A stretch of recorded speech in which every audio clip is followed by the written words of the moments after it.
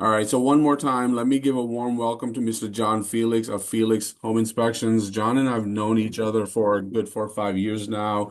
He's had a real estate license. He was with EXP. He passed his mentorship and moved on. And he's now been doing inspections for a couple of years, by the way. As real estate agents, obviously, we work with a number of inspectors, so that allows us the opportunity to see the difference between Inspector A and Inspector B. And I can confidently say that I like John's style. In fact, my clients really like John's style, and I also like the reports. They're easy to read and understand. So, with that long introduction, John, good morning and welcome. Thank you for making time for us on a busy Thursday morning. Welcome. Yeah, thanks, guys. I'm just gonna kind of dive in and just kind of, help answer a lot of the questions that you guys may or may not have. Let's just make this an interactive kind of conversation. Guys, remember, just a show of hands. Maybe you want to drop the answers in the Mhm. comments. But when you guys hear home inspector, what's the first thing that comes to mind to you guys? I'm just Awesome. curious. Let's go to the chat. So, when you hear home inspector, what comes to your mind? All right, that's a nice question. Such an open-ended question. I'm opening it up. I want to know what the crowd says. All right, let's just give this a second and see. Finding defects, inspections. Right, guys. I mean, in general, we're here to. The deal is about to die. Home inspectors are known more money to spend. These are great. These are great. They're honest answers, and that's what I want to hear. A lot of people believe that home inspectors are here to deliver bad news, to, in some cases, kill a deal. So a lot of sellers, when they hear that the buyer is now bringing in the home inspector, people panic, right? And we're here to tell you guys that home inspectors are not here to do that, right? We're here to help you guys move along a lot faster in the process. We're here to help reduce the anxiety and the headaches that go into the purchase of a home, and obviously to build trust, right, with the clients. Just to kind of go back a little bit and tell you a little bit about myself, like, Ish was saying, I used to be a realtor in the past. I tried the whole real estate, salesperson thing. It just kind of wasn't my thing. I have a background in investigations, corporate investigations. So I just decided to pursue investigating the real estate world. So I joined the home inspection line of work. And so I've been loving it ever since. Currently, I'm licensed in the state of New York and the state of Connecticut. So if you guys have any deals that need to go further north, I'm here to support that effort. So far on Google, I'm 5-star rated. I got over 700 inspections under my belt to date. I'm bilingual, so I'm fluent in Spanish as well. So for those of you who have Spanish-speaking clients, I'm here to collaborate on that. So really quickly, so what is a home inspection in general? A home inspection is a general overview, it's a visual assessment of the home's main systems, right? The major components of the home. And that's where we look at the structure, the roof, the electrical system, plumbing system, the HVAC, pretty much everything that kind of makes the house um, be in a livable state and condition, right? According to the state guidelines and according to, you know, the overall, sometimes the banking institutions. Um, there are different types of inspections, right? So when you speak to a home inspector or you're looking to get a home inspected, make sure that that home inspector is licensed in that state where they're conducting the home inspection, right? So if you're got a deal in New York, make sure he's licensed or she is licensed in New York. If it's in Connecticut, same thing. We require different licensing for that state. Jersey, same situation. You guys get the pattern. So there are different types of inspections that you guys can do. If you are representing the buyer, then we would do what's called a basic standard home inspection, where we assess those components that I mentioned earlier. If you are representing the sellers, if you're on the listing side, we can do and offer what's called a pre-listing inspection. And I always really urge you guys to really think about that, because if you are selling a home and you're listing it, don't wait for that buyer to bring in their home inspector for you to be surprised with the conditions of the home that you're selling. Give yourself the advantage, give yourself the edge in saying, okay, I'm going to sell this house. Let me inspect it prior to listing it so I know ahead of time what the buyer's inspector may or may not find, what they're going to try to negotiate and reduce, ask for a price reduction on. That way, you're ahead of the curve, and not only that, but you're showing your client more value because now you're staying ahead of the curve, right? In addition to that, depending on where the home sits geographically, we also offer termite inspections. We do radon and water quality testing because a lot of folks want to know what type of contaminants are in their lines, in the plumbing system, in their water line. So we also test for that. That's all lab done. So we go in, we take samples, we ship it out to the laboratories, and they perform and certify all those testings. And then obviously, once inspections have been completed, most people, I was all everyone before closing, you guys do what's called a final walkthrough, right before the closing day. So in most cases, home inspectors are never invited to the final walkthrough. If you guys, two things I'll say. If you guys are negotiating after the inspection, let's say I did the inspection or the home inspector did the inspection, and there was something wrong with the boiler system. It needed to be fixed or replaced or whatever the case is. Most of the time, the sellers will say, "Okay, we'll fix it and we'll let you know when it's fixed, or we'll send you photos and make sure that you guys are aware of what happened." You're just taking their word for it. So in most cases, I recommend that you guys perform a re-inspection, right? Let's confirm what was done for that buyer. Let's confirm that it was done accordingly and to the specification of the manufacturer that fits that home. That way, when they move in, they don't have to worry about it. So that's called a reinspection. If you guys want more peace of mind, because look, at the end of the day, let's be honest, guys, you guys are not inspectors. You guys are not renovation experts. You guys are not. Some of you may be, right? I'm not saying that's not the case, but it behooves me as the inspector to make you guys speak on behalf of a home inspector. I wouldn't expect you guys to speak on behalf of the attorney. I wouldn't expect you guys to speak on the behalf of the mortgage broker. You could speak in general, right? But they know the details. So same thing for us as the home inspection world.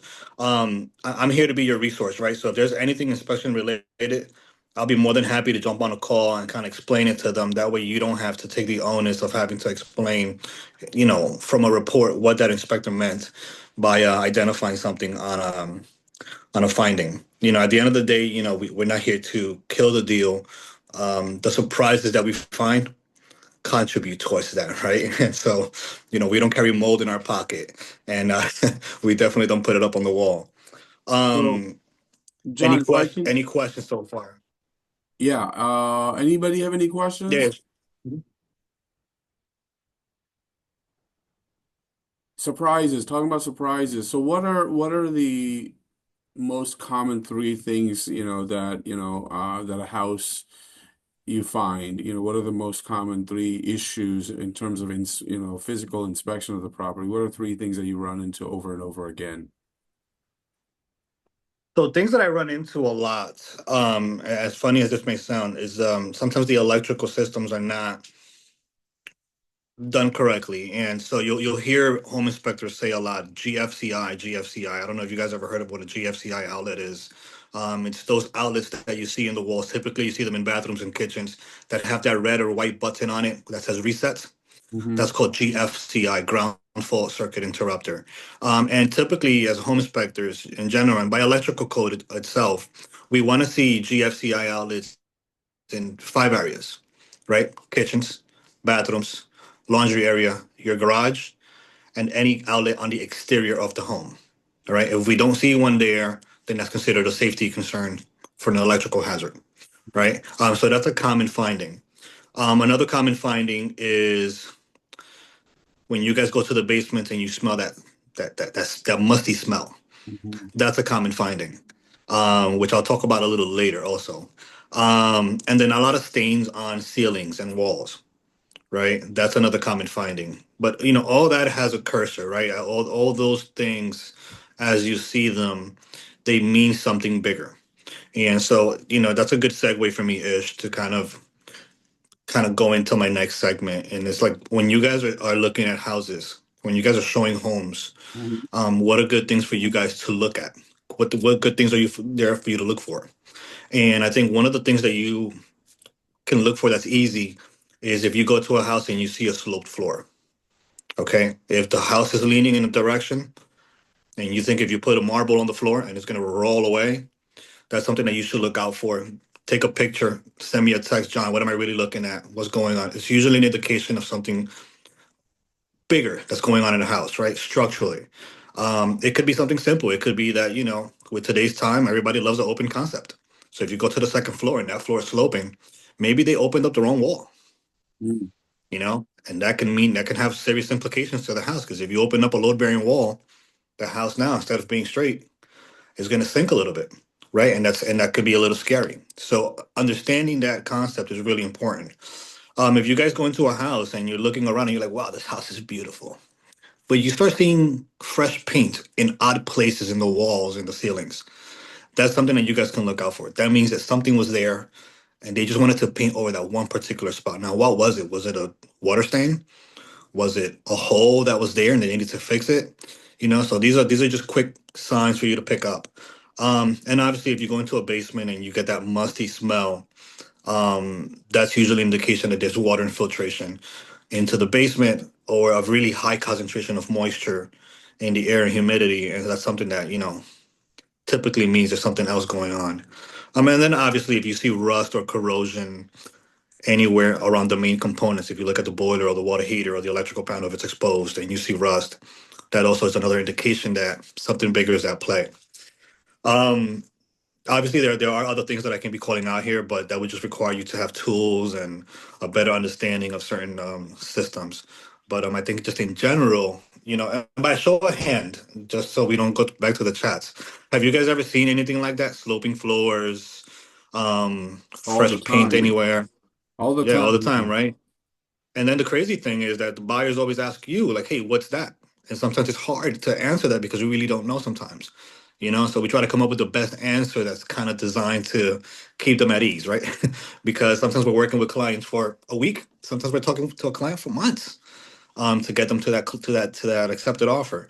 So those are quick things that I just kind of wanted to go over with you guys to really prepare you guys in the event that you guys get into a situation where you're in a house and you see something. Now, a home inspection can typically take an average of about an hour and a half to 2 hours, depending on the size of the house, depending on how many people come to the inspection, right? Sometimes the folks want to bring their uncles and their entire families, and sometimes the more people that are at the inspection, the longer it's going to take because more people, more comments, more questions.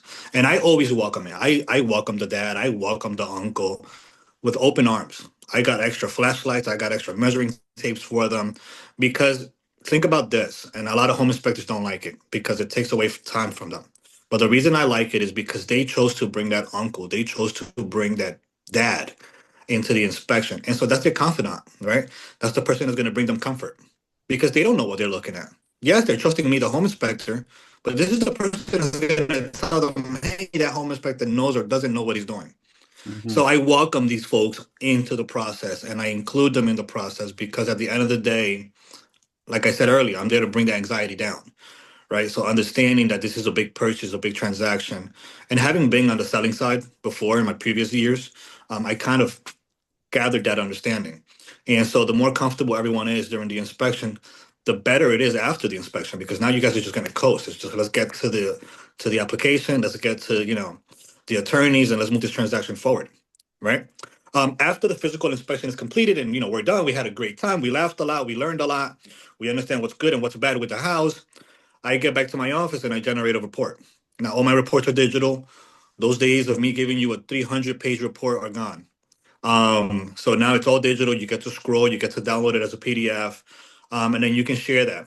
It gives you a summary in the beginning, so you see exactly what the main points are, and then you can dive through the entire report, detail by detail, category by category, and it's coded by colors, right? So red means major safety issue, and then blue I got it as major concerns, and then yellow is things that are damaged that you should fix but are not really major items. And you guys will see that if you ever get a chance to work with me or decide you want to give it a shot. But I try to make it easy because people are visual, and the easier it is to understand, the easier it is to move forward with something. I send that out to you guys usually within 24 hours. If it's gonna take me longer, I'll let you know depending on what the situation is. And then I'm always willing and able to speak to you and the client on a conference call to go over the report should we need to, in the event that they have questions. Typically, by the end of the inspection, they know really well what's going to be on the report. So the questions never really come in the previous, in the previous inspections I've done. But if that needs to happen, then we do it. I've had transactions that I've done inspections on where the client is never present. They're overseas or they're out of the state, and I have to call them on web calls. So if that's a situation that you encounter where your client is not in New York or New Jersey or Connecticut, and they are remote, they want to do a web connection, then we can do that as well. If I got to get them on WhatsApp or Zoom and do a video, then let's do it. Whatever we got to get done, we're gonna get it done with, right? Um, so that's pretty much the gist of it, and that report stays with us for as long as you need to. And then I follow up with the client, right? We follow up weekly, monthly, and then yearly with that client just to make sure that we answer any questions before they get to the closing and even after they get to the closing, right? Because sometimes after people move in, that's when all the questions come in. Where is my main water shut off? Where is my main electrical panel? I want to upgrade to solar panel. What do I have to do? And sometimes just those basic questions, I make myself available in case I need to answer them. That just goes to also further show you guys that I'm committed to what I'm doing and I'm committed to my word. So whatever I find, I stand behind it. Whatever I don't find, I stand behind. And that's why I can with reassurance stay in touch with my clients months after the inspection because I have a full detailed understanding of that home because I was very thorough during the inspection. And then that's really it. I know you guys. I'm hitting you guys hard, and I know you guys have a million questions. A I'm lot. hoping. I'm hoping. I'm hoping. Wishful thinking. Um. So, what do you guys think so far on what I'm saying? Let's get a raise of hand first of all. Who has worked with John in an inspection? I have most of my closings have been done by John. Yes, and so have I. Wilson. In fact, my clients love him. Most recently, we worked with Dave, for that house in Mount Vernon, and Dave just couldn't stop talking about, John. So John's a great guy. Anybody else has worked with John, or anybody have a question, I have a question. Lisa? Yeah, if you could talk that, first of all, thanks, John. Very helpful. Of course. My question's on basements and roofs. For the basement, you went over it a little bit, but what else could we look for water if it doesn't smell musty, like if they have dehumidifiers or if they have that area cut out for water, sump pumps? And then also, what's the new latest rule on the roofs? How old is too old, for example? And how do you know the age if they don't give it to you? Yeah. So great questions. Great question. I'm glad you're asking that. So what's another sign that you have water in the basement without smelling it? So two things I would ask you to think about. Number one, is your basement finished or is it unfinished? Right? Most basements, as you guys see them, are unfinished for the most part. Most basements are unfinished. That means you go into the basement and all you see is brick or stone foundation. You see the foundation. You don't see any sheetrock or anything.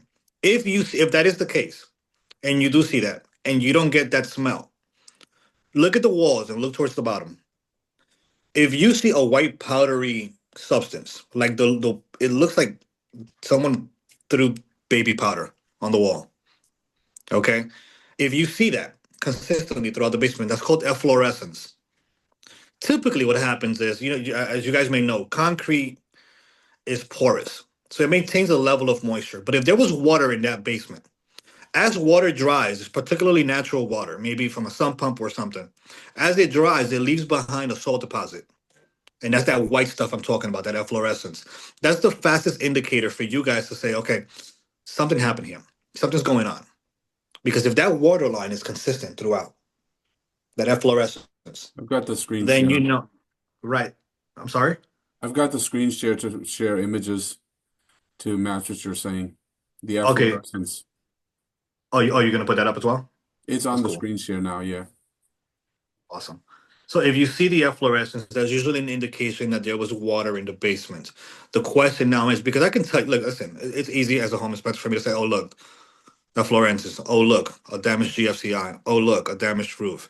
That's all fun and dandy, but the real trick here is to identify what's causing that damage, what's causing that defect. Because if you don't fix that defect, if you don't fix the root cause, then you're just in a perpetual cycle, right? So that, I kind of go into that dialogue with the clients. So Lisa, just to answer your question, that's another indicator is to look for efflorescence. That's the quickest indicator, but understanding what you're looking at is the key, right? And as far as your roof, what can I tell you? Depending on your roof, right? If it's a flat roof, it's going to be very difficult for everyone to see what's going up there. But if you're looking at a pitched roof, you got your shingles, right? If those shingles look like they're lifting, if you just look at it and there's one that's just flapping in the air, that's an indication that either that shingle is old, that shingle is damaged, or is starting to lift. And the concern there is always water can get underneath it. So that's one indicator for you. If you see a lot of algae, so if you have a house that you're showing and there's a lot of trees hanging over the house, so let's say I'm the house and trees are hanging over me, right? As it rains, there's going to be a lot of moisture, a lot of humidity on that roof. So if you see a lot of algae, algae tends to degrade the asphalt, the shingle material a lot quicker and lessen the lifespan of it. So when you have a shingle, and a shingle can normally last you anywhere between 20 to 25 years, depending on the manufacturer, right?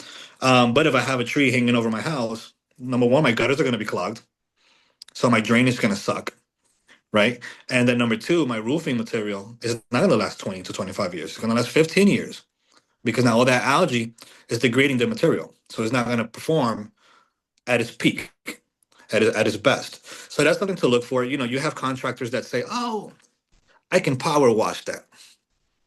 No, please don't power wash your roof. Please, the moment you power wash your roof, you're going to make the situation a lot worse because you're talking about a high pressure system blowing the granules and lifting your shingles. It could just turn into a really bad scenario. There are solutions for that you can use to knock the algae off, and then let it sit there and then let the rain kind of handle it. But I don't recommend power washing. So those are quick things that I would say, Lisa, that you can look at, that doesn't require you getting on a ladder, or anything of that nature. If that helps to answer your question. Awesome. Yes, thank you. Thank you so much.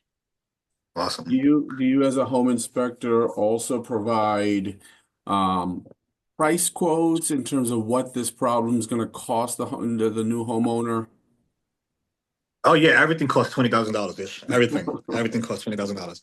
No, no. As a as a home inspector, I don't give quotes. Oftentimes I'll find defects, and the buyer, and it's a valid question, right? Buyer wants to know, okay, Mr. Felix, well, that's a defect. Well, how much is that going to cost me?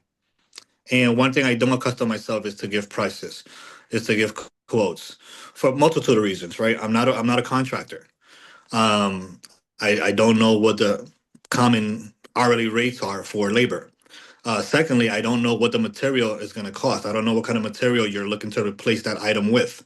So it's wrong of me as a home inspector. Although my license allows me to give out estimates, ballparks, I just stay away from it because the moment me as the home inspector, I come in and I say, okay, Lisa, okay, Anna, you're buying this house. This is going to cost you $5,000.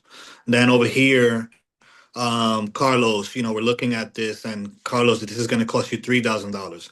You're forgetting everything I just told you about how beautiful the house is. All you heard was 5,000, 3,000, and then John over there heard 1,500. So all those numbers add up. So at the end, when I walk away, Labib now is going to talk to Ish and say, oh, well, you know, I don't know if I'm going to move forward with this house, right? Um, this is going to cost me $15,000 to fix. I don't have that money because now I got to find money for closing. So I just scared your client because I couldn't stay in my lane because I was speaking out of context because I'm not a contractor.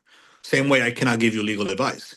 Same way I cannot speak about mortgages because I'm not a mortgage expert, right? So that's kind of how I look at things. So if something needs to be referred to a professional, I would refer to that professional for guidance, right? Let's speak to an electrician. Let's see what that electrician says. Let's speak to a carpenter. Let's see what that carpenter says. That way we give the proper guidance. That's my approach. That's kind of what's worked for me. That transparency also goes a long way because it builds trust and understanding. And so that's kind of ish why I kind of stay away from giving out prices and quotes. Correct. Got it. Thank you. Who else, guys? I There's I have a question. let's go. Thank you. First of all, Don, thank you for your service. That's the first thing. Second of Thanks. all, if by, God forbid, there was something that you did not find, are you held reliable for not finding a defect? Or, I mean, the question goes a lot of places, but you understand my point, right? Yeah, so that's a typical question, right? Like, what happens if I do an inspection and I don't identify something? And later on, when they move in, it becomes an issue, and they're like, "Well, no, the inspector never mentioned this. What's going on?" So remember, guys, it's important to understand what a home inspection is. It's a visual assessment of the home systems. So if I was able to see it that day, then I was able to see it that day. If I wasn't, then I wasn't. Right? I'm not there with X-ray vision. I'm not there to look behind walls. But that's not something that a home inspector does. Although we have a lot of tools and gadgets that might help us in some scenarios, that's not something that we do. It's not part of the standard procedure according to New York State or Connecticut, right? But yeah, I mean, listen, I think as a home inspector, our jobs are to note down. That's why you get a report, right? So our job is there to write down what we saw and what we couldn't see. So we had limitations on something that we were not able to see. For example, let's say, for example, I go to a house and the house is occupied. It has a lot of furniture. I have to know that there was furniture. I have to even take photos of it because that's going to limit my visibility. That's going to limit what we can see and what we can inspect. So, as the buyer, it's important for that buyer to know, okay, the inspector couldn't get to this portion because of these reasons, right? So, it's important for us to do that. But depending on what the situation is, every case is different, Labib. And I think, in some cases we are on the hook. In some cases, we're completely off the hook. So it's just case by case basis.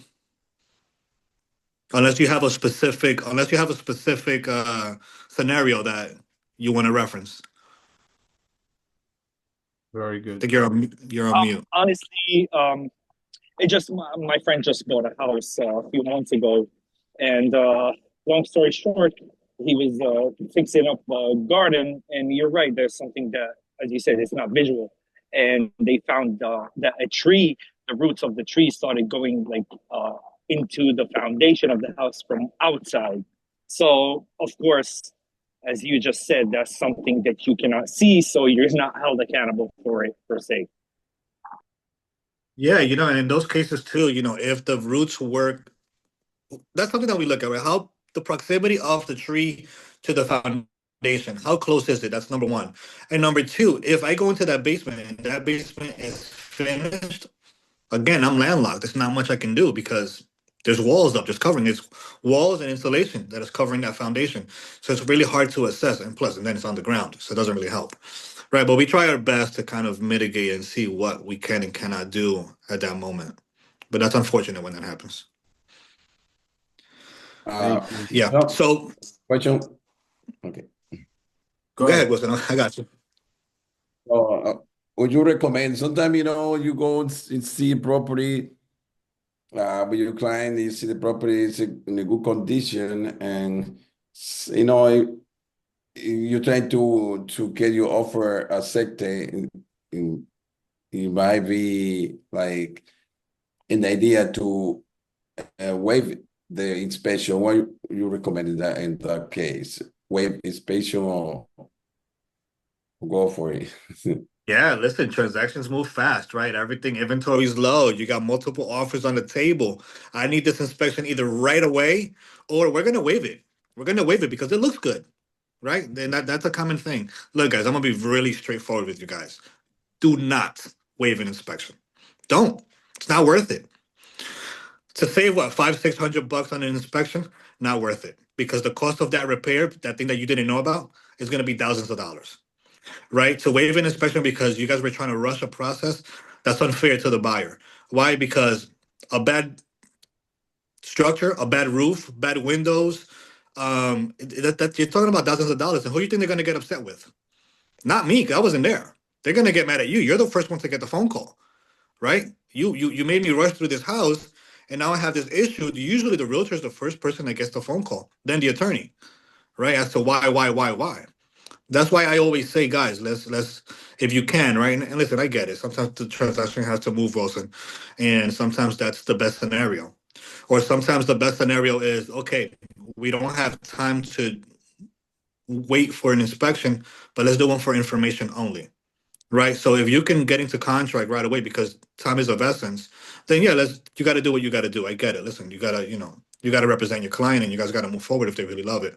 But I still recommend that you guys get an inspection, even if it's just for information only. So when that buyer gets into that house, at least they know what they're getting into. At least they understand, okay, I really love this house. I'm going to go through with it no matter what. But this is what I got to focus on once I move in. Because if I don't do this, then that's going to happen. And then that's going to happen. You get what I'm saying? So that's my 2 cents. I think, knowing what you're getting into is really important. Missing situations like that just making it a little more complicated for folks, especially if I'm moving in with a family member that has a pre-existing medical condition or children. These are things that you guys got to keep in mind that, these are families that we're dealing with. We're not just dealing with one buyer. We're dealing with an entire family. And sometimes they're bringing in their parents and their grandparents.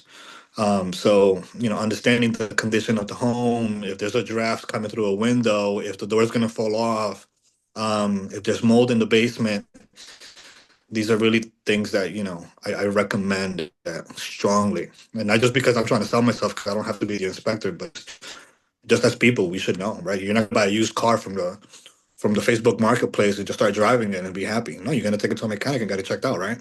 Same concept. Those are the 500, 600, Wilson. $700 most well spent. I mean, that money is so well spent, and it is so crucial to make sure the inspection is done. We as real estate agents must always encourage inspections. We must never discourage inspections. And by the way, the money is, first of all, it's inconsequential. You're buying $1 million house, $500,000 house, $500, even $1,000 is nothing compared to $1 million, but it's nothing compared to the health and safety of the future occupants. And second thing is, you're almost certainly likely to negotiate that money from the seller anyways. I mean, what seller in their right mind would refuse? Let's imagine you did the inspection and then you go back to the seller and say, you know what, everything's fine, but this little thing here is a problem and we would like $500 for it. So you can almost certainly get your $500 that you spent on inspection, get it back. Obviously, don't say that we want you to pay for the inspection or we want you to reimburse it for the inspection. But if you say, hey, you know what, this area of the house has a problem and it's going to cost us $500 to repair that, what seller would say no to $500 in repair negotiations for a house that they're about to sell for $500,000? I mean, it would be, unthinkable for a seller, for Yeah, me. listen, just to piggyback. Yeah, just to piggyback off what you're saying is, I just got a call yesterday from an attorney on an inspection that I did, and she called me to say, "Hey, John, I just want to say thank you for that inspection." And I was like, "Well, why? What happened?" She goes, "Well, after you finished, we were able to get that client $6,000 back in repairs and upgrades just from the inspection because the deck wasn't built to code, the roof had a condition that wasn't favorable to the house, you know, so they went ahead and got that taken care of, and they saved a lot of money. So they were ecstatic." All for what? An $800 inspection? So, to your point. Wait a minute, you just said 500. I see inflation and tariffs causing the prices to go up rapidly. It's the tariffs, man, I'm telling you. What are you importing that you're applying tariffs on? Your gyroscope or your Knowledge, telescope? knowledge, What are you applying? knowledge, knowledge, Okay, knowledge. IP, intellectual property. I get it. Wow. And Yeah. Anna has So her hand up. Anna has her hand up. Let's not forget about Yeah, Anna. yeah, I have a question. So you say you do basic standards inspections. Those are visuals, right? What mhm. if I want Correct. you to check everything? The boiler, the water system? Right. Can That's you included. have tools to do all of that? So boiler, water heater, electrical panel. I will take apart your electrical panel. I will open up your boiler. I will check your water heater. Not only am I checking your water heater, I'm checking the temperature of the hot water coming out of that water heater. Minimum temperature in a residential home should be 120 degrees. If your water heater is not giving me 120 degrees, that's something that I'm going to question, because we got to check to see what the dial is set to, because you can always control the temperature. But if that temperature is not reaching 120, for example, right, just to kind of go deep into it, then that means that we're getting insufficient hot water. Now that water, if that water system has any germs or bacteria inside, once it reaches 120, it kills all bacteria. So now that water is potable. You can consume it in your cooking. You can use it for showering. We check all your radiators, make sure all your radiators are working, that every room is getting adequate heat. I'm checking all your windows to make sure that they're all working. Standard code says that we got to check a representative number of items, meaning outlets or windows. So if I get into a room and there's 4 windows, I just got to make sure that I get a good understanding of what's happening. But I pretty much go through everything. I say Okay. visual I say visual, Anna, because it's important to say that, because a lot of people want to know, do I have insulation? I can't. For me to know if your house has insulation, I have to remove a wall, or I have to have access behind a wall panel in order to see You that. don't do But any we of do. that.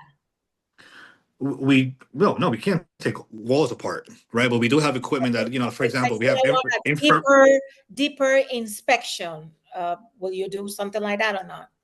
Yeah, so we have infrared cameras, and so the infrared cameras will allow us to see if a home has insulation, or if there's areas of the home that are missing insulation, or if, for example, there's water behind a wall. So there is technology that we have available that permits us to go a little deeper, in your words. But again, all that comes with limitations as well, right? But yeah, we can get deeper. We do have moisture meters. We do test the walls and the sheetrock to make sure that certain exterior walls are dry. We do use drones to get up onto the roof and to look at Or your chimney. that will be a little bit extra price. Um, in my case, I include everything. So everything I'm telling you is all included in the package. I'm not in the business of saying for $4.99 you get this, and for $20.99 you get that. No, I'm very clean and cut. This is the price, and you're getting everything. I don't do half of something, because no, that's not how it's a waste of my time. Yeah. That's great. Thank you. Thank you so much. Yeah, of course. Of course. Yeah, so that's pretty much that, so now I know that you guys are better equipped now to go show a house and see things. So when you guys go out there, what are you guys looking for now? What's one of the things, Carlos, what are you going to look for when you go into a house now? I'm putting you on the spot, Carlos. I think he's on You're mute. on mute. Sorry, the salt deposit left behind by water. When Okay, you're that's a looking at the basement. fluorescence. Yeah, that's a good Fluorescence. one. Good. What about you, Labib? What are you looking for now? Baby powders. Powder. Fluorescence, not baby powder. Paint And to see Anna, like what? a fresh stain of paint. Correct. Good. That's a good one. And Anna, you're looking at roofs, right? You're looking at those shingles. Well, actually, yeah, I will look at the shingles with the grass on it. Question: do you have a list of things that you look at it that we can actually also look at it? Look around before listing a house. Yeah. I can provide you guys a quick, checklist that you guys can go through when doing a walkthrough. Just to, if you want to do that, if your client's really interested, right? Because it's going to take you 2 or 3 minutes to kind of go through it. But I can definitely provide a list to kind of help you guys walk through a property. Sure. That would be great. Thank you. If you can send it to me, that'd be great. I'll share with the team. Your card was already Absolutely. shared with the team in Telegram. You may John, maybe even in one of the Telegram groups. I think maybe the rental group or something. But nonetheless, we'll share with everybody. When I'm going out to show houses, what am I looking for? I'm looking for John's business card. That's what I'm looking for. 'Cause I don't want to walk around with a checklist. I'm just gonna say, here's a great inspector. Give him a call. He's on the speed dial, and absolutely, yeah. Who else? Let's get some more questions in there. I have one more question, might be a quick one. John, would you inspect a family member's house? I do it without realizing it. If I come over to your house to have a beer, I'm inspecting your house without you knowing it. It's just that I can't turn off. But yeah, I'll inspect any house, dude. Any house. with I'm in no it, I'm like checking. people get offended. Oh, I'm pretty No, sure you know how you know people when are. people get offended? People get offended when you don't know how to talk to people. Mm. People get offended when you don't know how to deliver the information, right? People get offended when you tell them they're doing something wrong, and no one wants to be told they're doing something wrong or that they're not keeping up with the house. So I think it's all on the delivery. It's all on the explanation. It's all on how you go about it, right? So I'm not here to offend or anything. Listen, houses are houses, and things are gonna fall apart. Things are gonna wear and tear. So it's common. I mean, if I bring you to my house, I can point out things in my house that are probably not good. Not behind me right now, but I picked a good spot just to make sure I didn't get called out on anything. But everybody has something in their house. But if you guys have anything in your current homes, in your apartments, and you're just not sure what you're looking at, take a picture, take a quick video, text it to me. That's not gonna cost you nothing. I'm here. I'm here for you guys. If you're looking at a house later on, you're showing it, take a picture, take a video, text it to me. Hey, Jamie, this is what you're looking at. Thanks for the video. This is what you just sent me. A big area for concern, not a big area for concern. It's cosmetic or it's big in nature. Hey, Lisa, oh, your dog did that spot on the floor. Don't worry about it. That can get cleaned out. Not a big deal. You get what I'm saying? So just know that I'm a resource that you can keep in your back pocket. If you guys call me, just know that you can count on it, right? And that's it. Just transparency is big for me. And communication is really big for me. So just the same way you see me kind of delivering the conversation today is how I'm going to talk to your client. We're just people trying to get to the next step, right? I can speak to that because we have done like at least maybe 15, maybe I don't know how many inspection for me in yeah. I can say yes. Yes, and I can attest to that too, and I can attest to the other side of the experience also, where the news is delivered in such a way where the client actually feels the sky's falling, not by John, by others, and then they feel like they don't want to, they don't want to buy a house. I've had clients, um, I've had I've had clients where they actually said to the inspector, "It sounds like you don't want us to buy this house." The news. Obviously, the inspector has a tightrope to walk. They have to be honest and they have to abide by their license law and they have to be honest and transparent about the condition of the house, but it's also how you deliver that news, right? Instead of saying this house has a lot of problems, right? You can say here are some concerns, right? Again, both of them are absolutely correct, or they're both truthful, so to speak. But one is this house has a lot of problems versus here are some concerns, right, that you need to think about. All right, with having that said that, I know John has to run and we've got to get back to our phone calls as well. What does that say, John? Get at Felix Inspections. Yes, at At, Felix at, Inspections. at Felix Inspections. Follow me on Instagram, guys. Oh, Instagram is where it's at now. Yeah, Okay, Instagram is where cool. it's at. Follow me there. I have some videos there that are just tutorials and tips. I'm putting out more content as I go. So just follow me. I always Awesome, encourage it. awesome. If you lose my number, at least you know where to find me, kind of thing. And that's it, guys. So just if you guys, Labib, if your friend has any issues with that tree and he still has questions, pictures and videos, okay, Labib, and just shoot it over, and I got you. If your truck has problems, don't call me. I don't know how to fix trucks. All right, dude. Thank you so much, Anna, John. Lisa, Jamie, Carlos, thank you for your time. Anthony, Larry, Rochelle, who did I miss? Wilson, Michelle, and I see a young lady up there with headphones, but I don't know who she is. Um, Amira and Ivy. but guys, thank you, Ivy. Well, guys, thank you so much for your time and for inviting me here, and just stay in touch. Thank you so much, John. Take care, guys. Everybody enjoy Thanks, the rest John. of your day. Take care. Bye-bye. Take care. Bye bye. Thank you. Bye, bye, guys.